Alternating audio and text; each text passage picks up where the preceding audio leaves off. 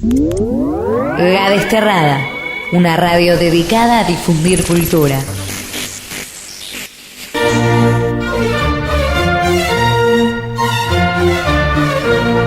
A partir de este momento, los invitamos a compartir y conocer una perfecta combinación de música,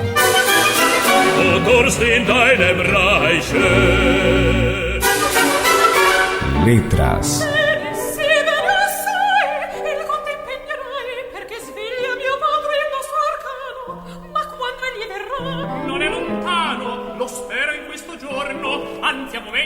interpretaciones.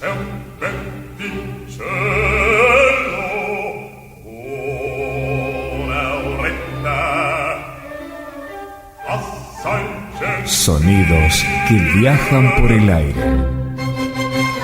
Operaire. La excelencia de un estilo. Muy buenas tardes, amigos de Operaire. Qué lindo veranito tenemos, ¿eh? Estamos bárbaros con una tardecita templada. Programa número 740. 740. Bueno, muy bien. Hoy tenemos una invitada especial que en realidad también la charla que vamos a tener con ella es un anticipo de lo que voy a hacer yo a partir del 18, porque aparte de continuar con este programa con Operaire, voy a estar especialmente invitado todos los sábados en el programa de Paraíso para Usted y haciendo todo lo que tenga que ver con música contemporánea.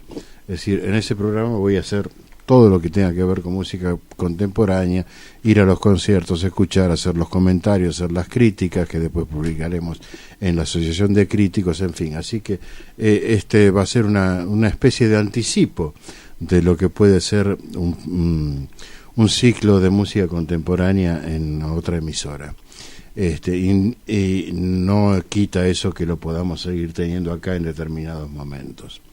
Pero bueno, tenemos una invitada acá, la señora Padula, excelente, representante precisamente de la música contemporánea, con quien vamos a charlar en un ratito. Yo tengo pendiente un reportaje que hicimos con el maestro Toscano y que tiene que ver con el canto a la antigua, ¿no? ¿Qué diferencia hay entre el canto a la antigua y el canto moderno? Por eso vamos a escuchar primero el reportaje que gentilmente nos atendió en su casa y nos dio una explicación clarísima, y después vamos a estar escuchando un cantante, Aldo Bonzi, que canta a la antigua, y es una grabación antigua al piano en disco del 78, para que noten lo que el maestro va a explicar ahora y se pueda entender perfectamente cuál es la diferencia entre el canto de la antigua y el canto moderno. Bueno, Fernando, cuando quieras arrancamos con el reportaje.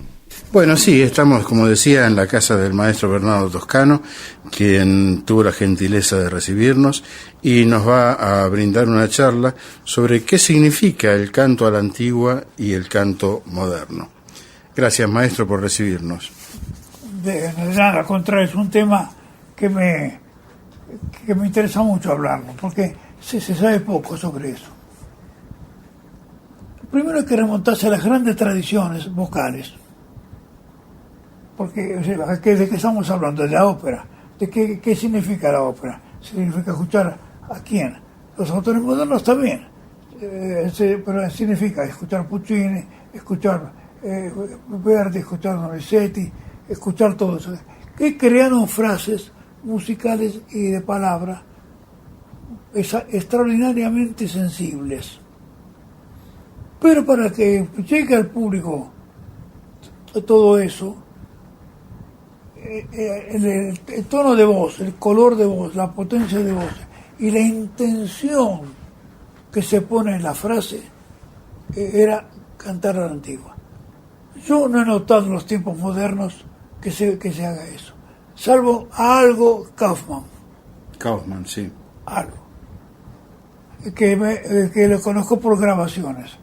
Que dada mi edad, 99 años y medio, no he podido ir al teatro para verlo. Bien. Cuando se habla de canto a la antigua, también se habla de bel canto. Traducido en italiano que dice canto hermoso, canto bello.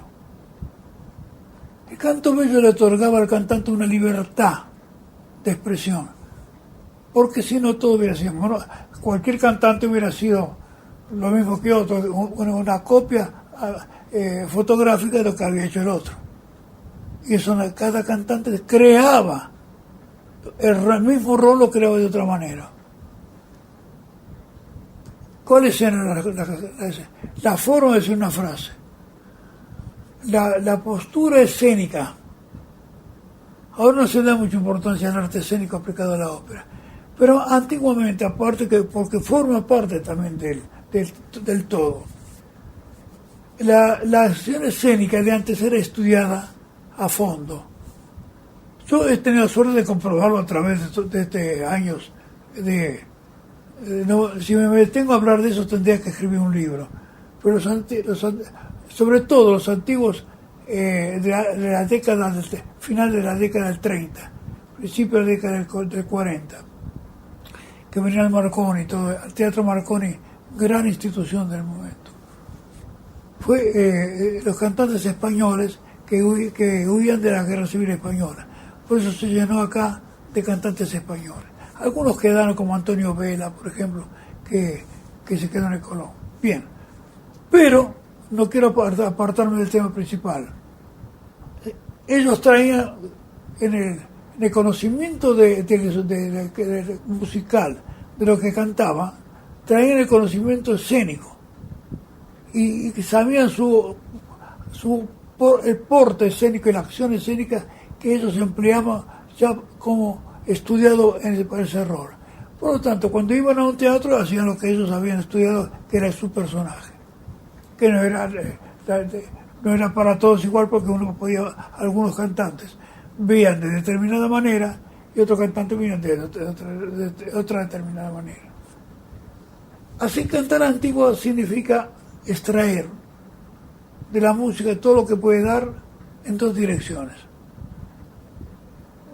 Yo diría, si yo agrego acción escénica, dirán cantar, no, pero la acción escénica ayudaba a la expresión vocal. Una pausa, y que si cantar significa leer bien la partitura y ver lo que le ofrece el autor. A veces el autor le pone un calderón, todos saben lo que se sobre un silencio. Sí. Y ¿cómo? Es porque el cantante tenía en ese espacio, movía una mano, caminaba y tomaba una actitud escénica. Lenta, pausada, si así lo exigiera la forma que tenía que hacer. Y apresurada, con algún movimiento de lo que estaba cantando. Así que cantar de antiguo, entonces, resumiendo, significa entender lo que se está diciendo y actuarlo, y sobre todo dominar las distintas facetas y los distintos colores que provocan las distintas pasiones que se expresan a través de la palabra. ¿Está claro eso? Clarísimo. Bueno. Y ahora, cantar antiguo significa también un desahogo del cantante, del artista. Porque hoy en día se solfea demasiado, entonces no existe el gran canto. Es una sucesión de sonidos bien emitidos, nada más. Y con eso, ustedes van a ver, por ejemplo, hubo un gran tenor que se llama Julián Gayarre, que el aria Spirito Gentil de la Favorita duraba 5 minutos y medio. Pero todos tienen grabado, los grandes cantantes que han grabado eso, lo han grabado en el disco del 78 que duraba 4 minutos. Así que voy a cantar Spirito Gentil en 4 minutos. No obstante, cuando se agrandó eso, el caso de Krauss, que quiso hacer algo más, a mi entender no lo consiguió, de lo que significaba eso que quiero decir. Spirito Gentil, por ejemplo, como ejemplo tengo que tomar algo, en aquel tiempo Julián Gayarre, que fue uno de los grandes intérpretes, que la hacía durar 5 minutos y medio, lo vuelvo a decir. Pero hacía maravillas vocales, Claro. alargadas. Ahora, yo alcancé a escuchar a un tenor que se llamaba Adolfo Sirvent, que está en internet y se puede localizar, pero la grabación que tiene de eso, tiene 2 grabaciones, Spirito Gentil y una versión, un ángel de Dio, de la misma obra.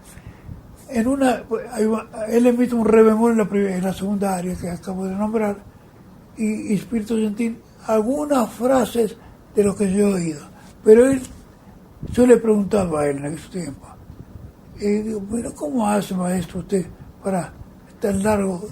¿Por qué imitaba a Gayarre en la duración de la obra? Efectivamente, es una maravilla. Dice, mira, niño, yo he tratado de seguir las huellas del gran Gayarre. Eso es todo. Es lo imposible para lograr comprenderlo. Y ahí está la grabación de él, que fila el do natural final, lo fila. Qué bueno. Está ahora, se puede colocar ahí en este interview, se puede colocar la grabación de él, se puede colocar, está en internet. Fila el do natural final. Y en algunas partes hace alguna filatura. Pero aparte de esto, no es una gran voz, porque ne conozca que cantó Pagliacci. No era que era una vocecita.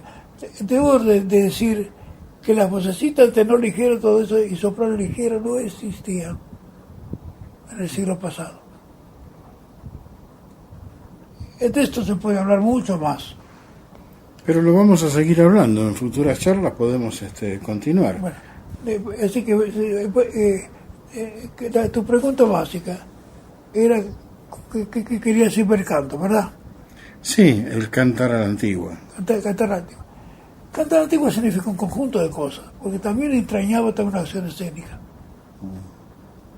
que a su vez obligaba al intérprete a hacer colores vocales. Claro. Por ejemplo, Otello abre el cortinado, por decirlo, imaginando una escena. Desdémona está en el lecho esperándolo y le pregunta si ya hizo sus rezos. Si lo hace bien eso y lo hace con el conocimiento del personaje, cómo se tiene que mover, va a conseguir el color. Y si no, me parece. Y así, cuando dice Dio mi potevi scaliar,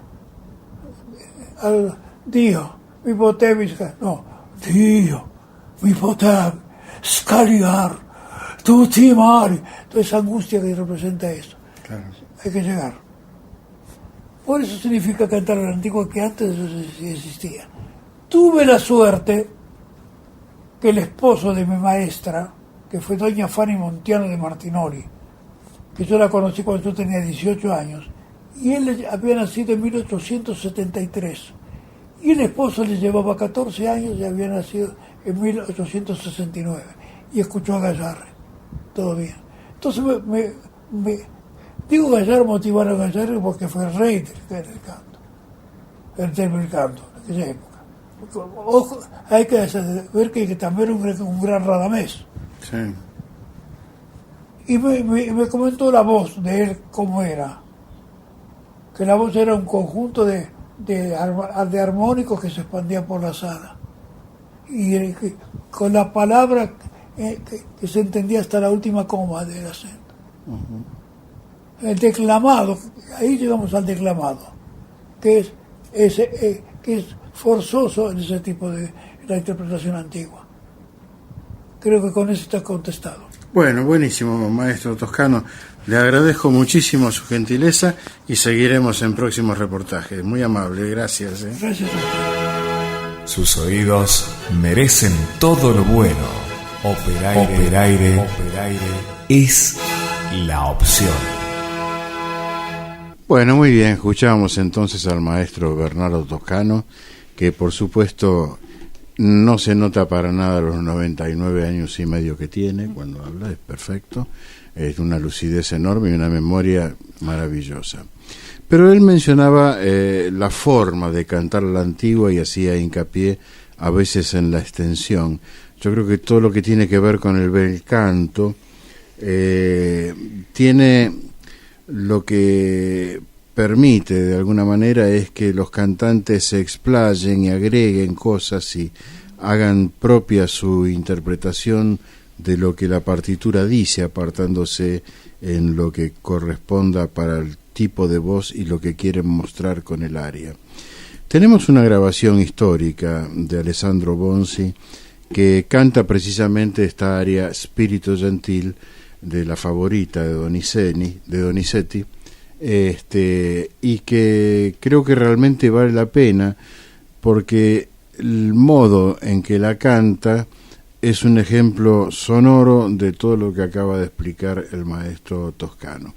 Así que cuando quiera, Fernando, pasemos esto y vale la pena escucharlo.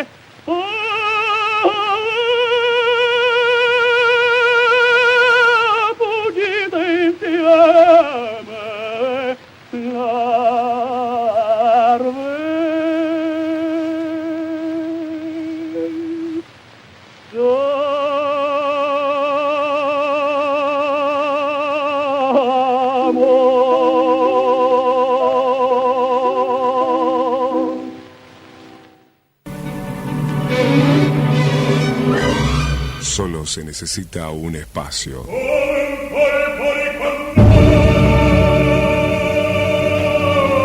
Aire libre para que viajen los sonidos.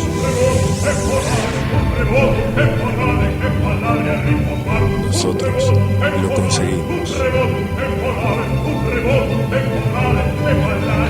Ópera Aire. La excelencia de un estilo.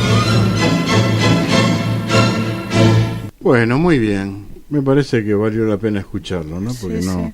no solemos escuchar este tipo de sutilezas hoy en día. Es todo más, no te diría más tosco, es otra forma. No hay tanto detalle, no hay tanto pianísimo y creciendo y disminuyendo.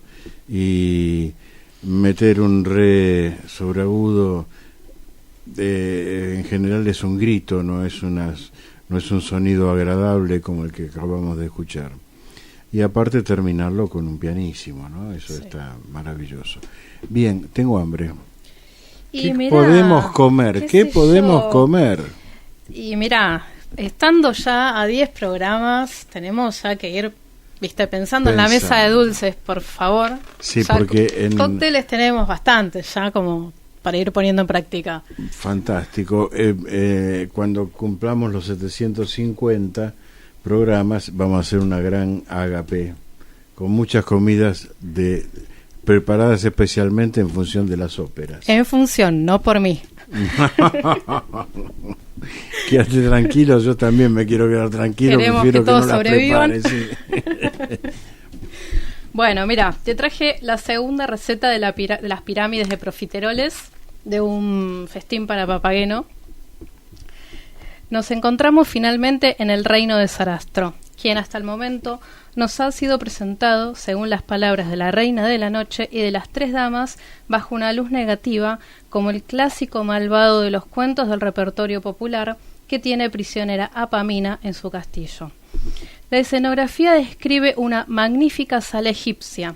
A finales del siglo XVIII, Egipto se había puesto de moda como ámbito de una admirable civilización, así toda la flauta mágica tiene un trasfondo egipcio.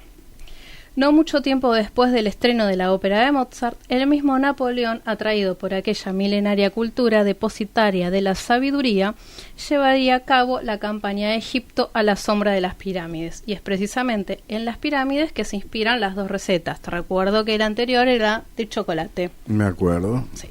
Esta vez las pirámide a las fresas del bosque. Bueno. Los ingredientes: medio litro de nata, 7 cucharadas de azúcar, un sobre de vainilla, 200 gramos de fresas del bosque y 20 a 25 lionesas, que te recuerdo que eran las bombitas de masa para rellenar. Ah, sí, me encanta. Exactamente. Bueno, hay que montar la nata, azúcar y la vainilla, incorporando poco a poco las 5 cucharadas de azúcar. Utilizando un poco más de la mitad de la nata montada, rellenar con ella unos 20 profiteroles. Aparte, triturar 100 gramos de fresas con 2 cucharadas de azúcar y unas gotas de limón e ir incorporando lentamente la nata restante. Cuando se haya obtenido una pasta homogénea, pasar por ella uno por uno de los profiteroles y disponerlos sobre una fuente cuadrada, formando por supuesto una pirámide. Entre uno y otro profiterol dispondremos el resto de las fresas y decoraremos las 4 esquinas de las pirámides con unas tiradas de nata. Acá, como sugerencia de decoración, te dice: lo ideal para su mesa sería poner 2 pirámides de chocolate medianas junto a otra más grande dispuesta en el medio con las fresas del bosque. Me parece bárbaro. Bueno, muy rico, muy rico. Tenemos la mesa dulce ya. Tenemos la mesa de dulces. Bueno, estimada Padura, gracias por estar en el programa y bueno, estamos escuchando con mucha atención todo lo que nos puedas aportar desde lo que estás haciendo, que tiene que ver con la música contemporánea. Hola, buenas tardes, gracias por la invitación. No, por favor, un placer. Contanos, ¿de qué se trata la música contemporánea? Porque, aunque parezca mentira, en general la música contemporánea en el Colón o está dentro de un abono especial, son pocas las instituciones que la hacen fuera del Colón por una cuestión de marketing, y cuesta encontrar grupos por ahí en el teatro, en el taller de experimentación del Colón o en algunas sedes así muy especiales se puede ver algo, pero no es lo normal, ¿no es cierto? Bueno, ante todo aclarar que no me considero una perita en el género exclusivo de la ópera contemporánea, ni tampoco en la música contemporánea en general. Las intervenciones que he hecho, bueno, las he hecho con mucho gusto, me han parecido experiencias muy, muy especiales. Pero además, o sea, he cantado otras cosas. De hecho, hace poquito canté el rol protagónico de Armida, una ópera de Jean-Baptiste Lully, que es un compositor barroco francés. Fue muy loca esa experiencia, porque un mes después estaba cantando música de Alban Berg, de Igor Stravinsky, de Alberto Ginastera, en el Centro Cultural San Martín para el Festival Artístico del Fauna. Entonces, como que no me, por ahora, con la poca experiencia relativamente hablando que tengo, no me considero una cantante ícono de ningún estilo en realidad. Bien.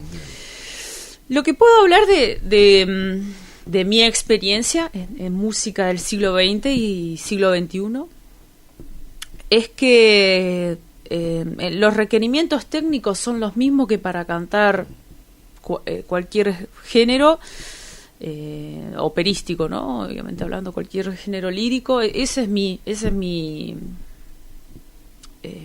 parámetro, ¿no? No me gusta escuchar un cantante que no está bien formado técnicamente haciendo, no sé, cualquier compositor, no me importa qué periodo sea. Claro. Considero que el instrumento tiene que estar formado, así como uno no escucharía una obra contemporánea en un clarinete todo roto, desafinado, con la caña malgastada. Así tampoco un cantante, creo yo, a mí no me causa placer escuchar un cantante no tiene su instrumento preparado, ya sea que cante el género que sea. Sí, bueno, esto es una cosa lógica, es que la música del siglo XX y siglo XXI, en líneas generales, requieren de cualquier intérprete, ya sea instrumental o vocal, un entrenamiento en lo que respecta a audioperceptiva considerable. ¿Qué es audioperceptiva para el que no sabe? Audioperceptiva es la capacidad que tiene el músico de poder escuchar sonidos y elaborarlos en un lenguaje musical X, ya sea en la lectoescritura y en la escucha, ¿no?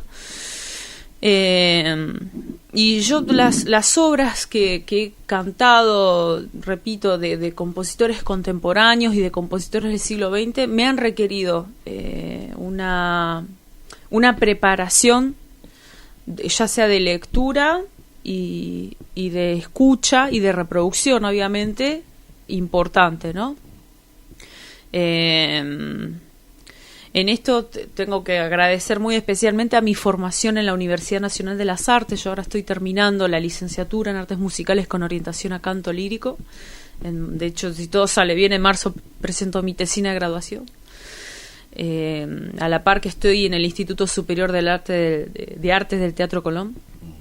Y en la universidad decías, bueno, ahora han cambiado un poco los planes de estudio, pero en su momento teníamos un año entero de una materia llamada audioperceptiva, que eran 4 horas semanales en las cuales se nos entrenaba a escuchar y a poder decodificar en el lenguaje lo que estábamos, en lenguaje escrito lo que estábamos escuchando, y viceversa, leer una partitura y poder reproducirla, ya sea melódica y rítmicamente. Y bueno, y después en los años sucesivos en la carrera estudié armonía, contrapunto, morfología, ¿no?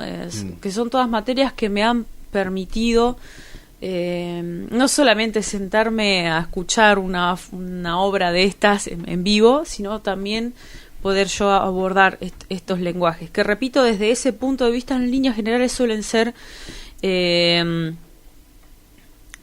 obras exigentes al intérprete, ¿no? Creo yo que si una persona tiene, digamos, los parámetros estéticos del canto lírico en la oreja, escuche lo que escuche, va a pretender que el cantante tenga un buen instrumento formado, ¿no? Claro. Pero sí, por ejemplo, me acuerdo una vez estudié una obra de Giacinto Scelsi, un compositor italiano, que eran unos estudios para canto, y él trabajaba con cuartos de tono. Claro. Le pedía al cantante que, por ejemplo, vocalizara con ciertas vocales, y él las marcaba, y él tenía una manera de escribir que quería que vos pasaras de una vocal a otra paulatinamente, no por ejemplo, a la vez que te ibas subiendo y bajando de a cuartos de tono. Había notas que te las pedía que le hagas un vibrato más fuerte, o notas fijas como... Y todo eso, de la capacidad de leerlo, de elaborarlo, no solo en un sonido técnicamente saludable, ¿no?, para tu laringe, Sí. sino también que vos hagas música con eso, porque no es solamente leer y hacer lo que está acá me está diciendo, ¿no?, tipo robotito, hago la receta esta, sino hacerlo de una manera, nosotros hablamos de musical con musicalidad. Eso es hasta ahora mi experiencia, lo que he podido observar en grandes rasgos de este género. Fantástico, realmente me parece muy, aparte de todo muy completo, me parece muy, muy interesante. Vamos a escuchar algo, ¿no es cierto? ¿Qué es lo que vamos a escuchar? Sí, lo que traje para mostrar es unos videos que tengo en mi canal de YouTube, que los puede visitar cualquiera, con mi nombre, Johanna Padula. Me parece que lo que tenemos primero es Puccini, si no me equivoco, el área de Turandot, tu che di ciel sei cinta, sí, correcto, bárbaro, Sí. un área cortita.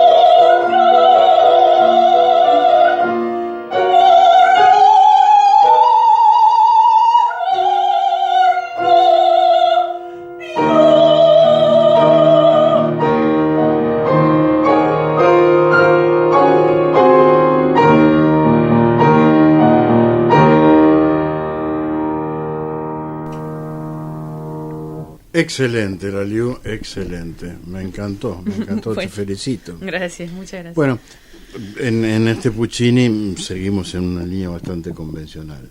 Sí. Aunque es del siglo XX, pero no es, digamos, un Alban Berg, no es los autores que utilizaron otro tipo de sonoridades, ¿no? Y con respecto a esos, ¿cómo te sentís vos? ¿A esos compositores? A esos compositores, sí. Sí, tienen una manera distinta de trabajar la voz. La consideran... no quiero decir alguna burrada en público. No importa. Nosotros decimos cada una a veces. Nadie te va a escuchar, tranquilo.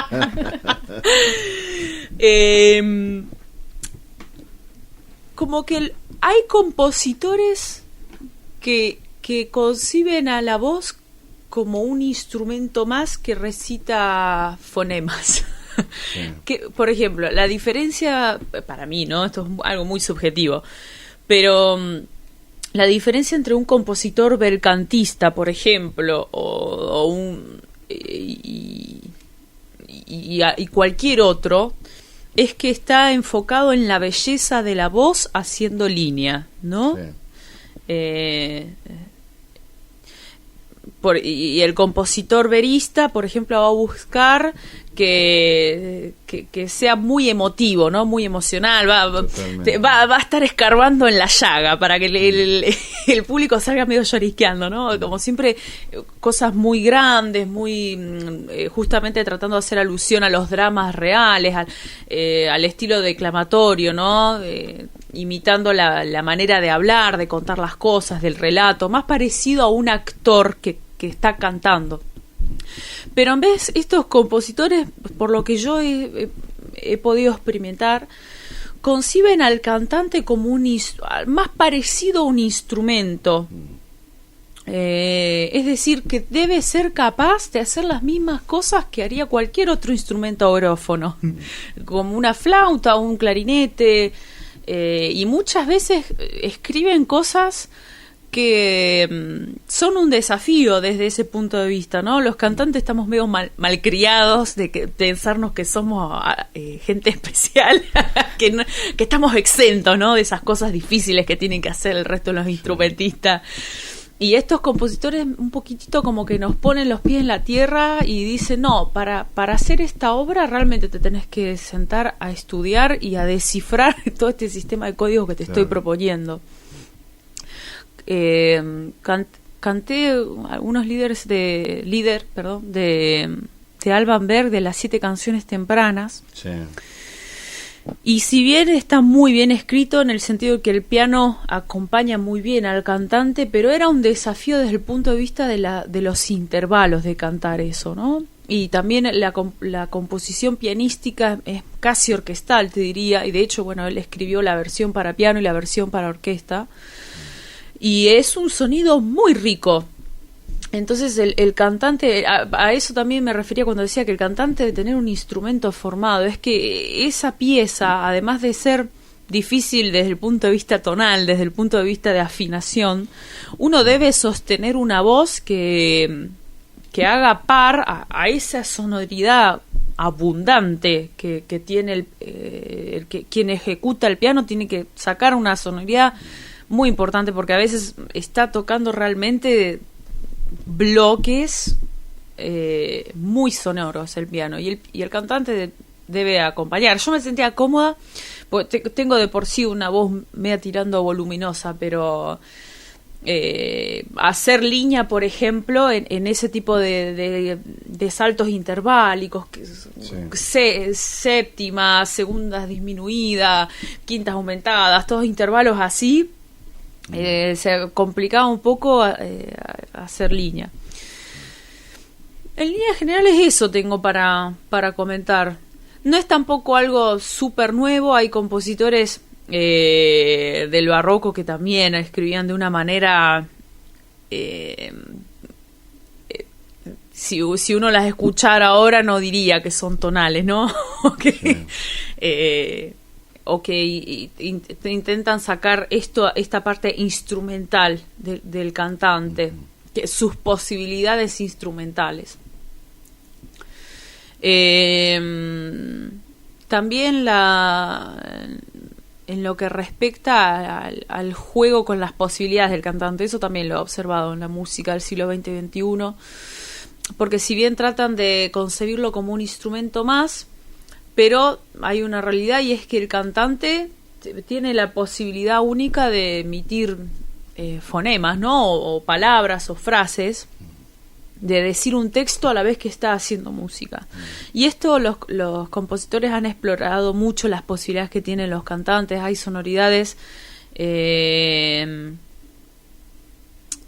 qué sé yo, me acuerdo una obra, ahora no estoy recordando el compositor, pero pedía sonidos particulares como estornudar, toser, gritar, cantar con la boca cerrada, que por ejemplo eso es inaudito.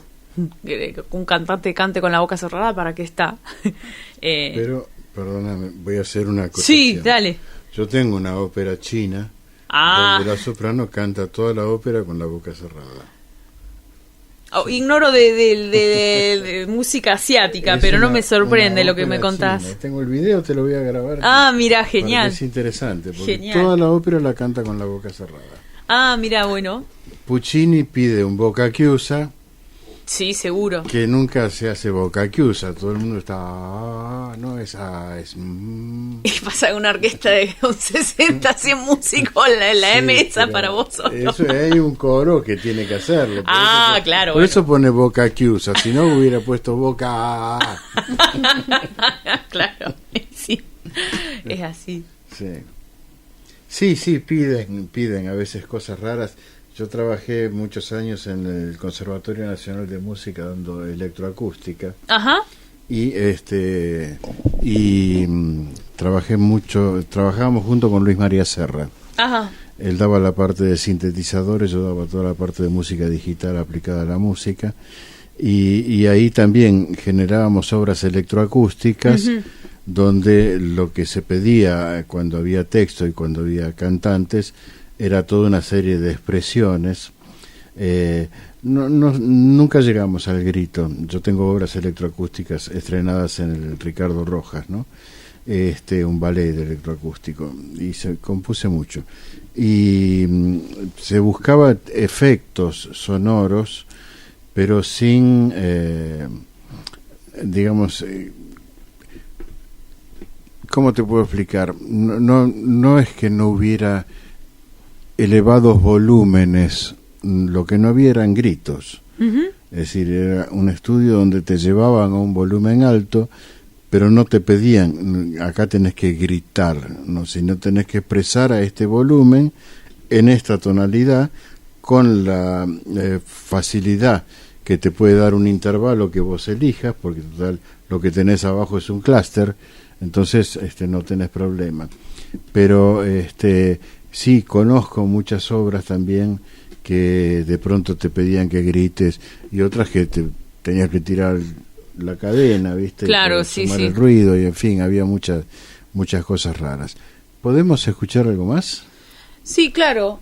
Por ahí estaba pensando, le había dicho al técnico un área de Mozart, pero estaba pensando, hace un año hice un ciclo de canciones de Hugo Wolf, que si bien sigue siendo siglo XIX, pero él fue muy admirador de la música de Wagner, y de hecho hay un cierto atisbo, ¿no?, de ese gusto en su música. Wolf Ferrari. Hugo Wolf. Hugo Wolf.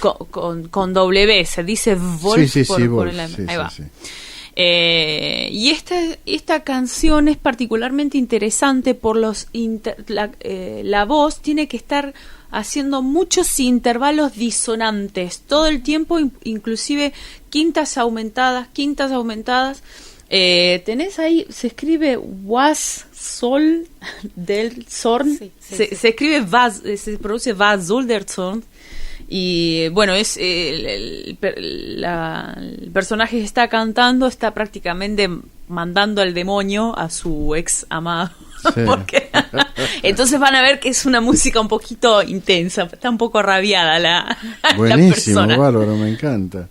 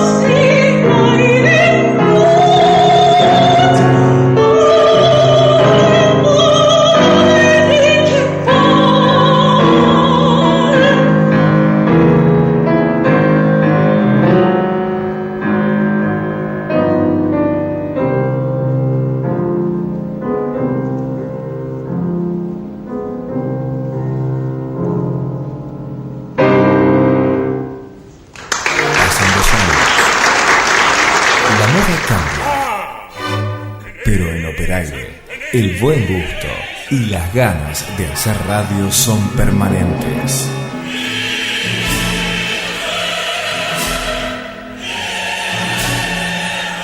Operaire, la actualidad de un estilo.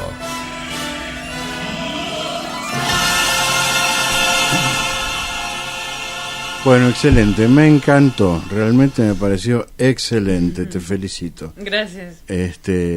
Y mantiene la tonalidad, no es una obra atonal, hay variaciones, sí.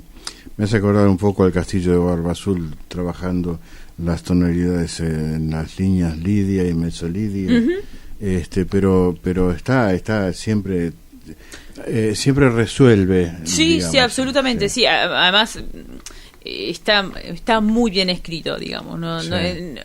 Uno cuando lo escucha no siente que hayan cosas raras, digamos, ¿no? Claro. Siente sí sonoridades muy muy especiales, como, mira eso, qué lindo que suena, o qué está particular. bueno. Pero es una manera de escritura que no genera un impacto o una extrañeza en lo que respecta a la tonalidad. Hugo Wolf vivió hacia finales del siglo XIX. Y bueno, yo me acuerdo cuando estudiaba la melodía sola, era un delirio. Era como, ¿qué es esto, no? Entonces, para este tipo de música siempre tenía que estudiarla con el piano. Claro. No soy muy buena pianista, o sea, toco piano, pero tenía que hacer reducciones a veces para estudiar estas obras, pero de otra manera era como que me parecía una cosa incoherente la línea melódica. Claro. Cuando uno lo ponía en el contexto armónico, ahí era que cobraba sentido, que esa es otra gran diferencia, que uno, por ejemplo, qué sé yo, estudia una furtiva lágrima y no necesita no necesita la armonía mucho, ¿no? Como que se cae de maduro. Pero en este sentido sí, muy importante estudiar el contexto. Si estás estudiando una obra de cámara o de cualquier conjunto, por ejemplo, yo el año pasado, creo que fue, o hace 2 años, estrené una obra para una compañera de la facultad, Laura Cañola, que era una obra de cámara. A ver, además había 3 percusionistas, clarinete, flauta traversa, piano, a ver si me estoy olvidando de alguien, y soprano, no, septeto. Y bueno, yo tuve que estudiar los demás instrumentos, ¿no? Para que me den pies, para encontrar un contexto. Sí, eso también muy importante. Es otra gran diferencia. Un cantante que solo hace bel canto o Mozart tranquilamente podría no saber, tal vez leer música, podría hacerlo. Sí, de hecho hay muchos que no leen música.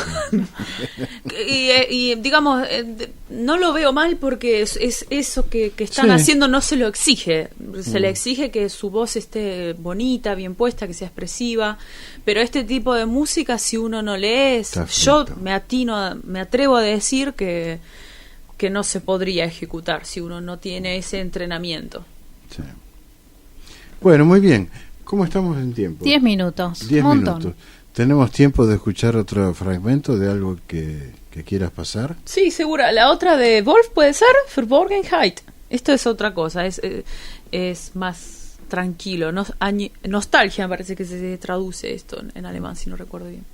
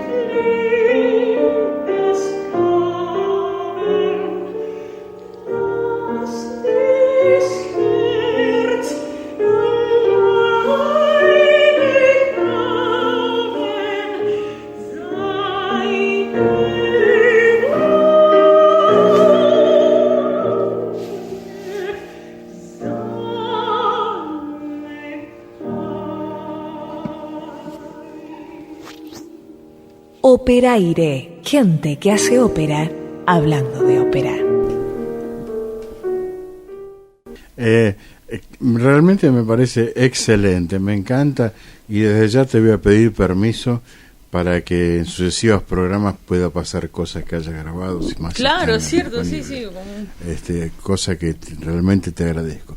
¿Qué más nos podés aportar para terminar de ilustrarnos sobre lo que estás haciendo y lo que pensás hacer? No sé si mucho más, repito, no me considero una gran erudita en ningún estilo en particular. Sí decir desde mi experiencia que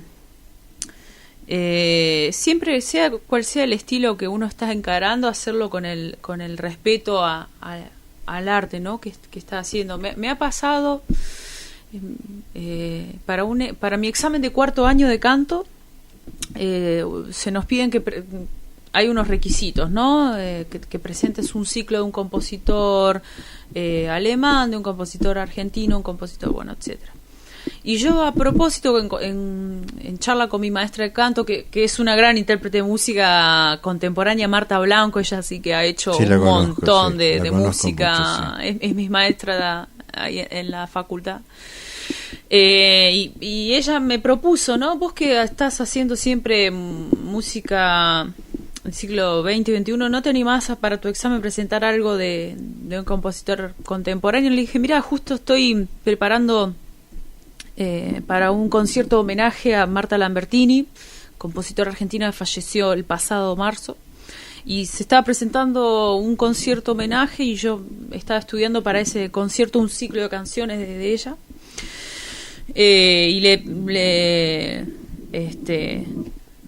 Y me acuerdo que en una oportunidad un compañero como que me dijo, pero no, algo lindo para cantar no tenías.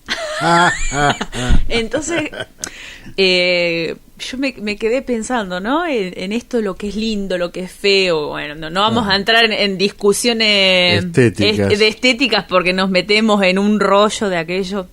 Hay libros y libros y libros que hablan de la estética, sí, ¿no? De la música, pero... Para mí algo lindo, por ejemplo, es el Don Pirulero, ¿viste? Entonces... Seguro. Claro, ¿por qué no? Seguro que aparte sí. La sabemos todos. Claro, y sí, seguro que sí. Y después, ponele, para el Foro Argentina de Compositoras, una vez me contactó Nora Bologna, compositora contemporánea, ¿no? El pasado año, en el 2019, me contactó para hacer un ciclo de canciones de ella. Y me acuerdo que también, ¿no? Un colega me dice, te tienen que pagar muy bien para que estés haciendo eso, ¿no? Como que siempre esta carga aberrante de los estilos no tradicionales. Sí. Y como decía antes, he cantado por suerte un poquito de todo, y mis planes es seguir cantando, consolidarme como una cantante profesional. Estoy con aspiraciones de tal vez incursionar en Europa el año que viene o dentro de 2 años. Bárbaro. Y te decía, este año hice La Traviata de Verdi, que me contactó Juventus Lítica para hacer un rol secundario ahí en esa ópera. Después hice Jean-Baptiste Lully, el rol protagónico de Armida, que es nada que ver, es barroco francés. Nada que ver, sí. Y ahora estoy preparándome para hacer La Cenicienta de Marta Lambertini. Y siempre estudiando diversidad, ¿no? Claro. Que es una ópera que justamente pide que por ejemplo, las dos hermanastras de la Cenicienta y la mamá hagan sonoridades como gruñidos, risas, o por ejemplo a la Cenicienta le pide que solloce, que eso, por ejemplo, es algo que no vas a encontrar en lenguajes anteriores. No, sí. Entonces, lo que quería decir con esto es que desde mi experiencia he podido disfrutar de cada cosa que he interpretado.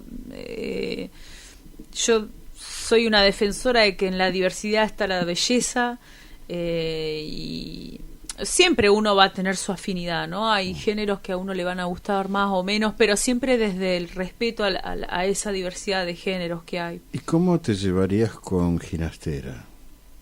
Me gusta Ginastera.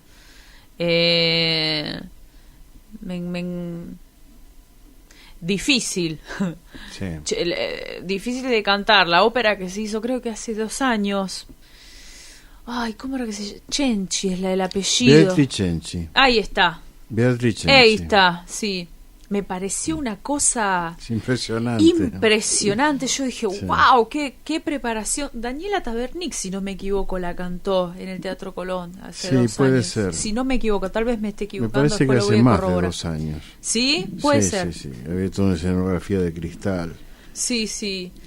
Sí, yo la vi. Música, a mí me encanta. Música muy poderosa, muy fuerte. A mí que me gustan esas cosas así, tan cargadas. No, aparte, el Bon Marzo, sin ir más lejos, también. Sí. Impresionante, ¿viste? Y la que se dio una sola vez es Don Rodrigo, que es una pena porque es una obra de También. de Ginastera.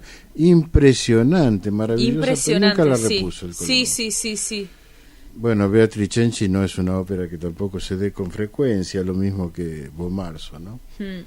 Pero a mí Ginastera me encanta. Sí, es un compositor que ha sabido marcar su impronta, ¿no? Eso es algo muy importante. Y a mí me encanta. No he cantado nada de ópera de él. De hecho, ópera argentina, la primera incursión que voy a hacer ahora es con Marta Lambertini. Con Marta. Lo que he cantado de compositores del siglo XX y XXI argentinos ha sido todo música de cámara, así que esta va a ser mi primera oportunidad de cantar un lenguaje más moderno en lo que respecta a ópera. Bien, buenísimo. Bueno, Ya estamos. ya estamos, se Ya nos estamos. fue el tiempo. Sí, siempre vuela. Johanna, realmente te agradezco muchísimo que hayas venido. Me alegro que estés bien porque en realidad pensábamos que Johanna venía el viernes pasado, pero estaba engripada. Oh, sí. Así que te agradezco muchísimo que te hayas hecho el tiempo para venir al programa y te agradezco esta hermosa charla con que nos has ilustrado sobre todo lo que estás haciendo. Y bueno, mucha merde con Marta Lambertini y con todo lo que encares de ahora en adelante, ¿no? Muchísimas gracias. Y te felicito porque honestamente, disculpa mi ignorancia, yo no te había escuchado. Ajá. Y lo que escuché, las grabaciones, me encantó, me pareció excelente, una voz bien formada, con un hermoso timbre, muy prolija, redonda, en fin. Muchas gracias. Así que realmente te agradezco que nos hayas hecho escuchar eso y por supuesto gracias por estar con nosotros. Muchísimas gracias a ustedes. Tenés abiertas las puertas a este programa y a partir del 18 al de los sábados, donde voy a estar en De Paraíso para usted. Es otra radio, pero no importa. Bárbaro. Ahí vamos a estar exclusivamente con música contemporánea. A lo mejor vale la pena hablar de la obra de Lambertini. Bueno, pues claro que sí, muchísimas gracias. No, gracias a vos por estar. Gracias, Luciana, como siempre, y nos encontraremos el viernes que viene. De 18 a 19. Hoy fue el programa número 740. Ahora lo voy a jugar, el 740 de la quiniela. Muy bien. Bueno, muchas gracias, amigos de Operaire. Nos vemos el viernes. Gracias, Fernando.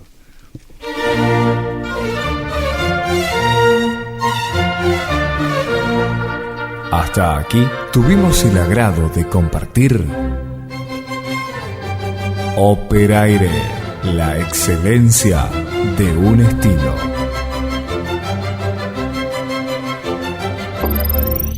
¿Te perdiste un programa?